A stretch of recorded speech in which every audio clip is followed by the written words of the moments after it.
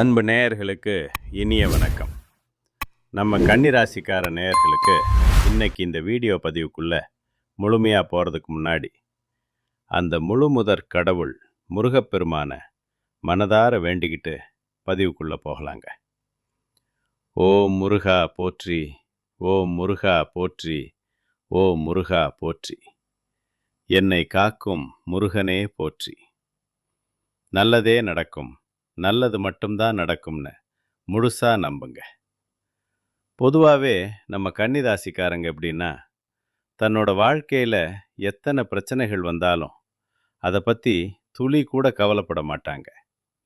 ஆனால் தங்களுக்கு நெருங்கிய உறவுகளோட வாழ்க்கையில் ஒரு சின்ன பிரச்சனைனா கூட போதும், துடிச்சு போய் ஓடி போய் உதவி செய்யக்கூடிய ஒரு உன்னதமான குணம் கொண்டவங்க இவங்க. நிச்சயமாக சொல்லணும்னா ஒரு தாயை போல அன்பு உள்ளம் கொண்டவங்க நீங்கள். சொந்த வாழ்க்கையில் என்ன போராட்டம் இருந்தாலும் மற்றவங்க கிட்ட போய் எனக்கு இந்த பிரச்சனை இருக்கு, தீர்வு சொல்லுங்கன்னு நிற்க மாட்டீங்க. விடாமுயற்சியோடு போராடுவீங்க. அந்த முயற்சியாலேயே வாழ்க்கையில் பெரிய வெற்றிகளை அடையக்கூடியவங்க நம்ம கன்னிராசிக்காரங்க. இவ்வளவு அருமையான நற்குணங்களை கொண்ட கன்னிராசி அன்பர்களே, எல்லாரும் ஆரோக்கியமா சௌக்கியமா இருக்கீங்களா? ஏங்கம்மா, நீங்க வேற எங்களை பார்த்து இப்படி ஒரு கேள்வியை கேட்குறீங்களே. எங்களை பார்த்தா ஆரோக்கியமா நிம்மதியா இருக்கிற மாதிரியா தெரியுது. நாங்களே ஒவ்வொரு நாளும் ஏதோ ஒரு கவலையிலையும் பாரத்திலையும் தானே வாழ்ந்துட்டு இருக்கிறோம் அப்படின்னு உங்க மனசுக்குள்ள நினைக்கிறது எனக்கு புரியுதுங்க. கன்னிராசிக்காரர்களே, மனசை தளர விடாதீங்க. உங்கள் வாழ்க்கையில் இப்போ இருக்கக்கூடிய இந்த துன்பமான சூழ்நிலை எல்லாமே இனி வரக்கூடிய காலங்களில் காணல் நீராக அப்படியே மறைஞ்சு போக போகுது. உங்கள் வாழ்க்கையே ஒரு சொர்க்க வாழ்க்கையாக மாறப்போகுதுங்க. உங்களுடைய நீண்ட நாள் ஆசைகள் கனவுகள் எல்லாமே ஒவ்வொன்றா நிறைவேறப் போகுது. குறிப்பாக திருமணம் ஆகாதவர்களுக்கு இருந்த தடைகள் எல்லாம் நீங்கி இனிதே திருமணம் நடைபெறப் போகுது. குழந்தை பாக்கியம் இல்லாமல் ஏங்கின தம்பதிகளுக்கு சீக்கிரமே அந்த பாக்கியம் கிடைக்கப் போகுது. ரொம்ப காலமாக இழுபறியாக இருந்த பூர்வீக சொத்து சம்பந்தமான அத்தனை பிரச்சனைகளுக்கும் ஒரு நல்ல முடிவு கிடைக்கப் போகுதுங்க. உங்களுக்கு வந்து சேர வேண்டிய சொத்து கண்டிப்பாக உங்கள் கைக்கே வந்து சேரும். நிச்சயமாக உங்கள் வாழ்க்கை ஒரு கௌரவமான வாழ்க்கையாக மாறப்போகுது. சமூகத்தில் உங்கள் செல்வாக்கு உயரப்போகுது. புதுசாக இடம் வாங்க போகிறீங்க, சொந்த வீடு கட்ட போகிறீங்க. தங்கம் நகைன்னு சேர்க்கை அதிகமாக போகுது. உங்கள் வாழ்க்கை ரொம்ப ஆரோக்கியமாக அமைய போகுதுங்க. இந்த தை மாதத்தில் கன்னிராசிக்காரங்களுக்கு 4 கிரகங்கள் மகரத்தில் சேர்றதுனால பலவிதமான ராஜயோகங்கள் காத்துக்கிட்டு இருக்கு. செவ்வாய் பகவான் உச்சம் பெறுறதுனால சொத்து சேர்க்கை, அரசாங்க பதவிகள் போன்ற விஷயங்களில் உங்களுக்கு ரொம்பவே சாதகமான பலன்கள் கிடைக்கும். புதனும் சூரியனும் மகரத்தில் ஒன்றா சேர்றதுனால புதாதித்த யோகம் உங்களுக்கு உண்டாகுது.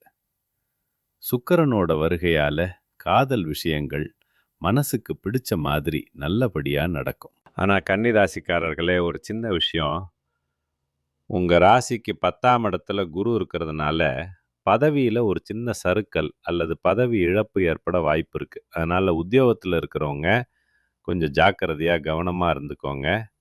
முடிஞ்சால் இந்த காலகட்டத்தில் வேற நல்ல வேலைக்கு மாற முயற்சிக்கிறது உங்களுக்கு பெரிய நன்மையை தரும்.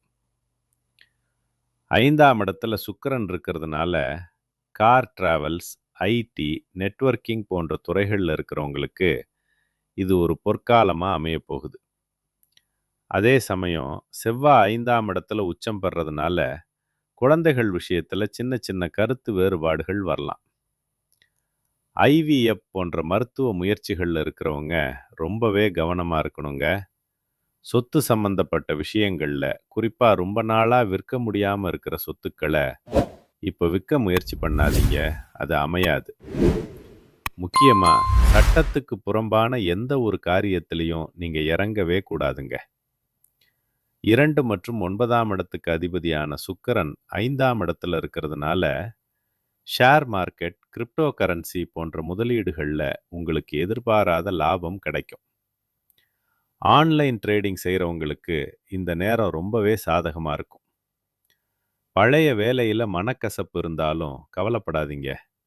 ஒரு சிறப்பான புதிய வேலை கிடைக்கிறதுக்கு அதிக வாய்ப்பு இருக்கு. புதன் 5ஆம் இடத்துல இருக்கிறதுனால, maths binary system, programming, accountancy போன்ற துறைகள்ல இருக்கிறவங்களுக்கு இது ரொம்ப நல்ல நேரம். ப்ரீகேஜி, எல்கேஜி போன்ற பள்ளிகள் நடத்துகிறவங்களுக்கும் இது ஒரு வளர்ச்சி தரக்கூடிய காலம். பந்தயங்களில் வெற்றி கிடைக்கும். போட்டித் தேர்வுகள் எழுதுகிறவங்களுக்கு நல்ல ரிசல்ட் வரும். மொத்தத்தில் இந்த தை மாசத்துல 4 கிரகங்கள் ஒன்றா சேர்றதுனால இந்த வருஷம் முழுவதுமே கன்னிராசிக்காரர்களுக்கு அதிர்ஷ்டம் தரக்கூடிய ஒரு வருஷமா அமைய போகுதுங்க. உங்க மனசுல ரொம்ப நாளா இருந்த கவலைகள் எல்லாம் மெல்ல மெல்ல குறைய போகுது. வாழ்க்கையில ஒரு புது நம்பிக்கை பிறக்க போகுது. குடும்பத்துல சுப செய்திகள் வந்து சேரும். தடைப்பட்ட காரியங்கள் ஒவ்வொன்றா நடக்கத் தொடங்கும். பண வரவு முன்னைய விட இப்போ மேம்படும். கடன் தொல்லைகள் குறைய ஆரம்பிக்கும். ஒரு நல்ல மனிதரோட நட்பு உங்களுக்கு கிடைச்சு உங்க கஷ்டங்கள்ல அவங்க துணையா இருப்பாங்க. உங்களோட மதிப்பு, மரியாதை மற்றவங்க மத்தியில உயரப்போகுது. உங்களுக்குள்ள ஒளிஞ்சிருந்த திறமைகள் எல்லாம் வெளியே தெரிய ஆரம்பிக்கும். வேலை, வியாபாரத்துல பிரகாசமான வாய்ப்புகள் வரும். தேவையில்லாத உங்களை காயப்படுத்தின உறவுகள் தானாவே உங்களை விட்டு விலகிடுவாங்க. உங்க மன உறுதி அதிகமாகும். உடல் நலத்துல நல்ல முன்னேற்றம் தெரியும். ஆன்மீக நாட்டம் அதிகரிக்கும்.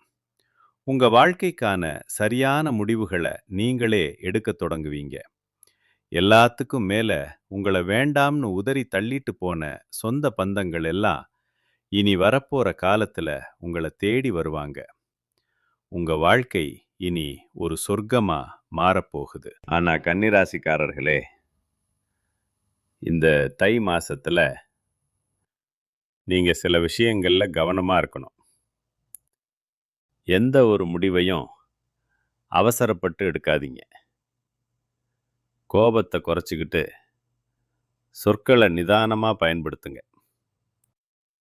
பண விஷயத்துல திடீர் செலவுகளை கட்டுப்படுத்துங்க. யாருக்கும் ஜாமீன் கையெழுத்தோ கைமாத்தோ கொடுக்கறதுல கொஞ்சம் எச்சரிக்கையா இருங்க.